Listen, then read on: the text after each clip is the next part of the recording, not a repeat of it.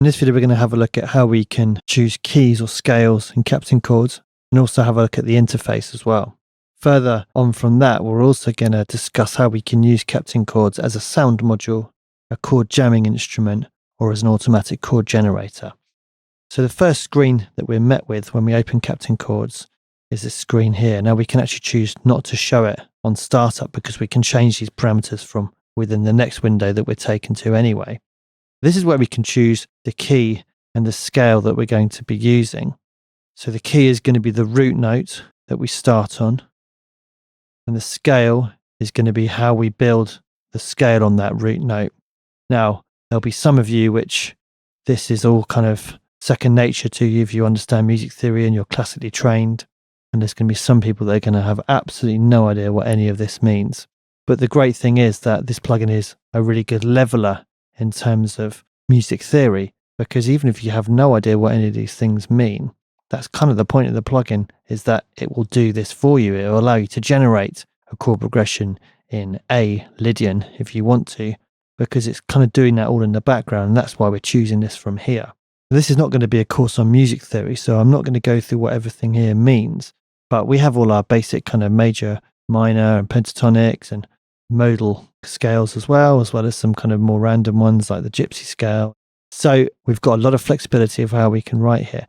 Now, once we choose the scale we want to work in, we have to just simply click go and it will take us through to the next screen. Now we could click randomize and that will basically take us through and just choose one for us. So if you're kind of just like, got a bit of writer's block or something and you want to kind of let the plugin decide what you're going to write in today, then you could randomize it. We can also change the key and the scale from here as well. So if I wanted to take it back to A minor, all I have to do is go to this key and scale option here and change it to what I want it to be. Okay, so let's discuss the interface. So in this area in the top left-hand corner here, we can, as I said, choose the key and scale. We can choose our progression. We can change the timing of this. We can also change the rhythm of the chord progression as well. And we have some other parameters going down as well for this too. Now we're going to go through all these parameters in more detail. Now in the bottom left-hand corner, we have kind of settings which relate to the sound itself. So if you're using this plugin as a sound module, we can change the sound, we can add reverb, delay, things like that. We also have a MIDI out section here as well. And that shows whether we're using this as a sound module or whether it's being used as a MIDI effects plugin. Okay, so up here, we have some different tabs. We have MIDI in, which we're going to discuss. We have play, and then we have verse, pre-chorus, chorus, and drop. So MIDI in is going to allow us to use this just as a really basic sound module with none of the chord functionality. We're going to talk about this in a minute. Play allows us to jam. Again, we're going to talk about this in a minute.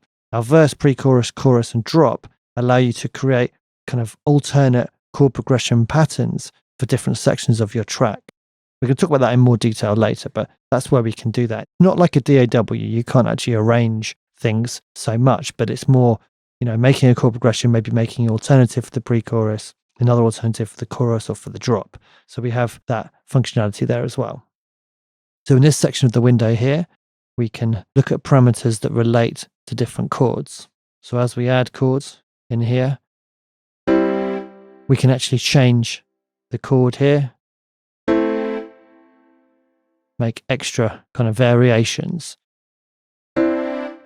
So this area is relating to the chords that we have down in our kind of arrange area down here. And we also have some more parameters here, which again relate to the chords themselves. Now in the bottom right hand corner, we have a little area that allows us to drag and drop what we've programmed in this area here into our host DAW. And then the MIDI will appear in there, which you can use for further editing if you wish. So that's the interface. Should also just draw your attention to undo and redo buttons, which are amazingly useful in plugins. And we can also choose to include plugin undo steps in project undo history, which will allow us to basically use that within Logic's undo as well. We also have a kind of quick link to the how-to guide and updates and things like that. Now, just one last thing on the interface of Captain Chords. You can see down here we have some other options for how we can view our content. First of all, we can zoom horizontally and also vertically as well if we really want to focus in on our chords. We can also drag out like so to get a little bit more real estate going for captain chords, which can be very useful if you're going to have a longer chord progression. You can also choose to scale view, normal view, or folded view. So folded view is going to allow us to kind of lose the notes that aren't actually being used. And we can also choose whether we want to see grid lines and also chord labels like so. Okay, so that's the interface of captain chords covered. At a basic level, obviously we're going to be going into these aspects in a lot more detail. Okay, so to finish off with this video, I want to talk about different ways we can interact with the plugin, ways we can basically kind of play it. So the first way is actually just using it as a really basic sound module. So when we click on MIDI in here, we've now bypassed the whole chord functionality of captain chords, because you may just really like the sounds, and there are some really, really cool sounds in here. So as we choose a sound,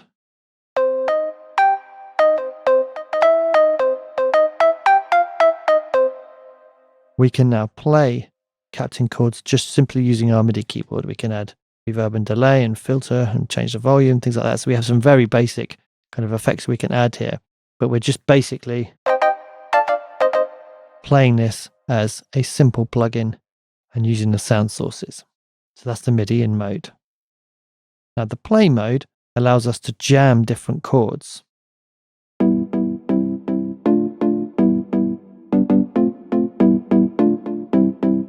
And we can do that using our MIDI keyboard, and we can choose what we want to jam. So we could jam common chords from the scale, in this case A minor that I chose up there, or we could have single notes, or we could have seventh chords.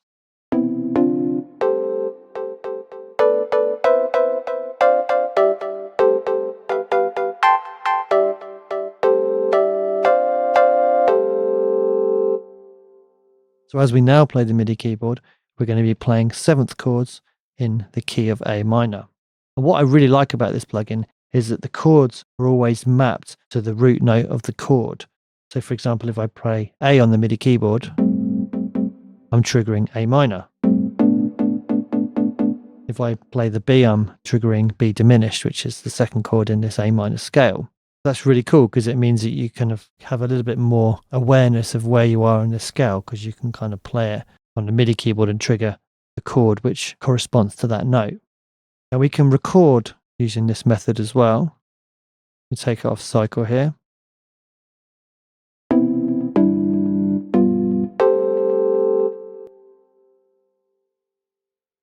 Drag that into Logic. Now I need to close down captain chords if I just want to play this back now within Logic.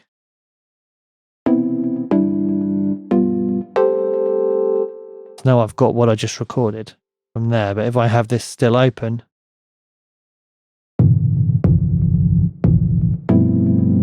it kind of plays twice within Logic and within captain chords.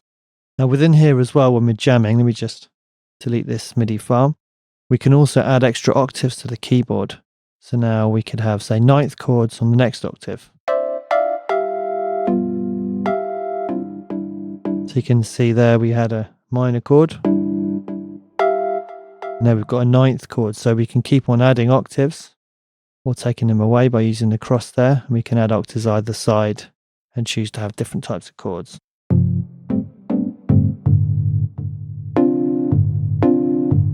And we can also change the octave that that's going to play back.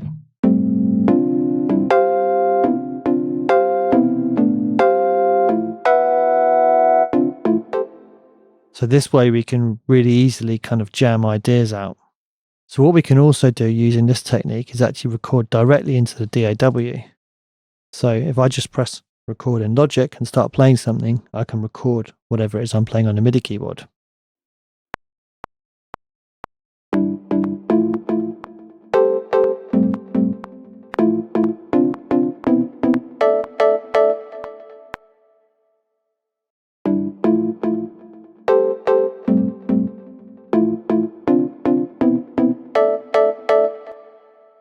So we can either do that using the spacebar technique and drag it in, or we can actually record it directly into the DAW.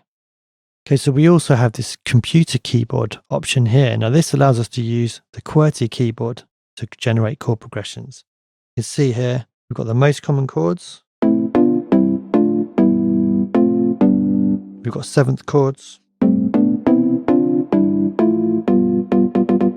Extra chords using the numbers. And suspended chords. All within the scale of A minor. And we also have the ability to toggle these chords to be different using the shift key. You see when I press the shift key, the seventh chords become ninth chords, and the most common chords become sixth chords. And we also have an octave button as well.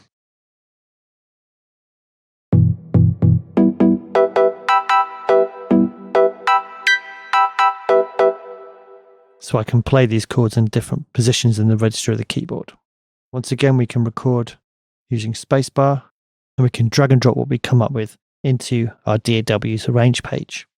Okay, so in this video, we've gone through how to choose key and scale, the different areas of the interface of Captain Chords, and also the way we can use MIDI and to use it as a sound module, the play mode to enable us to jam chords using our MIDI keyboard or our computer keyboard.